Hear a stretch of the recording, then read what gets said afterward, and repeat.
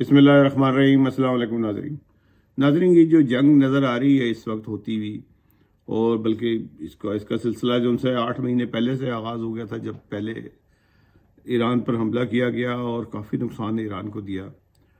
اس کے بعد ایران نے اپنی تیاری کر لی تھی کہ میں نے کس طریقے سے ان سے نپٹنا ہے، اور جس کی امید نہ امریکہ کو تھی، نہ اسرائیل کو تھی، اور نہ دنیا کے اور ملکوں کو تھی کہ ایران اب اس کا جواب کیا دے گا۔ وہ یہی سمجھتے تھے کہ یہ سپر پاور کے ساتھ ہم ساتھ جڑے رہیں گے تو ہماری بھی عافیت ہے اس میں، اور ہم لوگ بھی بچے رہیں گے، اور ہمیں ہمارے تحفظ جو ان سے ہے یہ کریں گے۔ لیکن ایسا نہ ہوا۔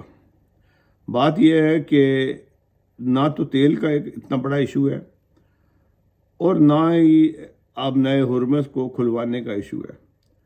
بات یہ ہے کہ اب نئے ہرمز کو بند کرانے کا پہ توجہ تھی کہ یہ کس طرح سے بند ہو جائے، اور وہ انہوں نے بند کروا لی۔ بند کرانے کا مقصد یہ تھا کہ جو آئل ان لوگوں کے پاس موجود ہے، تیل ان کے پاس موجود ہے وینزویلا کا اور نائجیریا کا اور مختلف ملکوں کا، جہاں جہاں ان لوگوں کے قبضے ہیں، جہاں پہ ان کے پاس سورسز ہیں، جو ان کے ہاتھ میں ہے تیل، اس کو بیچنے کا ایشو ہے، نہ کہ ایرانی تیل یا عرب ممالک کا تیل جو ان سے ہے وہ ان کو چاہیے تھا۔ وہ تو عرب ممالک سے جو پیسے لینے تھے $6 ٹریلین، وہ تو پہلے لے لیے تھے پچھلے سال انہوں نے۔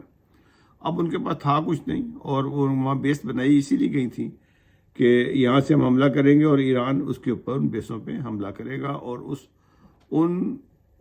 اس کا نقصان جو ان سے ہے ان عرب ممالک کو ہونا ہے۔ اب جو بھی نقصان ہوا، ان کی معیشت تباہ ہوئی، جتنا وہ عرب ممالک کا ہوا۔